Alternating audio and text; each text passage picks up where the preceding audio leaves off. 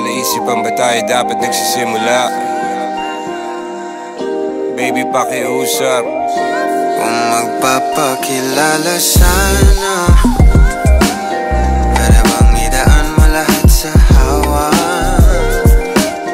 Naligaw lang sa dinami-dami ng mga pasikot-sikot sa iyong katawan. Sana lang ay magpadaan.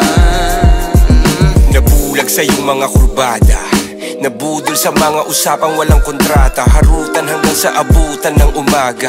Walang sagot sa katanungan, tayo nga ba aruy? Kung ayaw masaktan, wag nang umasa. Nagbabaka sakali na lang na tsumamba. Mga dasal sa may kapal, sana gumana. Kaso madalas sila ni Satanas sa magkakutsaba. Matagal ko na itong pinapanalangin na ika'y tuluyang mapaibig sa'kin. Ngunit ako'y parang dagan, di na kitang nanlawin. Pinaglaruan tapos pinakawalan rin.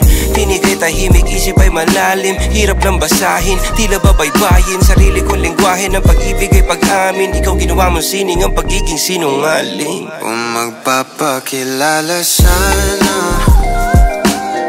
para bang idaan mo lahat sa hawa. Naligaw lang sa dinami-dami ng mga pasikot-sikot sa iyong katawan. Sana lang ay magpadaan. Ano ba talaga tayo? Para lang klaro, kailangan ko malaman kung mahal mo pa ba ako. Naglalaro ka lang ba o nananarantado? Kasi nakita ko kahapon may kasama kang bago. Ayoko nang umasa sa mga usapang malabo. Parang gamo-gamong nadarang at napaso, nadala at mas lalo lang nawala at naglaho ang mga balak at plano. Nagmukha pa akong gago kaya walang mga pangako, puro para-paraan. Laging telebabad kahit walang tawagan. Araw-araw normalan kasi para pa saan ang mga sumpaan kung wala namang karapatan. Ibig ko maliwanagan, wag mo sanang diliman. Kapaan parang magkasintahan sa sinihan, matinding palaisipan. Sa dami ng pasikot-sikot nagkakasalisihan. Kung magpapakilala sana, para bang idaan mo lahat sa hawa. Naligaw lang sa dinami-dami ng mga pasikot-sikot sa iyong katawan. Sana lang ay magpadaan.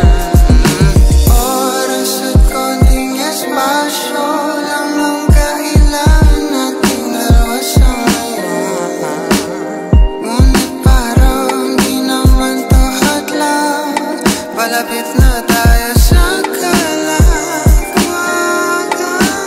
May dalawang magkasintahan sa taas ng bundok, nagkasundong tapusin ang buhay nilang malungkot. Hindi na masaya sa kama, hanap na ituldok. Usapan ay sabay silang tatalon sa tuktok. Sabi niya, magtiwala ka lang sa'kin, mahal ko. Talon tayo ng sabay, pagbilang ko ng 3. Kaso lang, ang problema, pagkatapos niyang bumilang, siya lang ang tumalon. Si babae nagpaiwan, habang nakatingin sa kanya nakangiti lang. Ngunit biglang nagulat ang babae nang nakitang nakangiti din si lalaki habang pababa siya. Sabay biglang bukanan ng buhalang para kaida.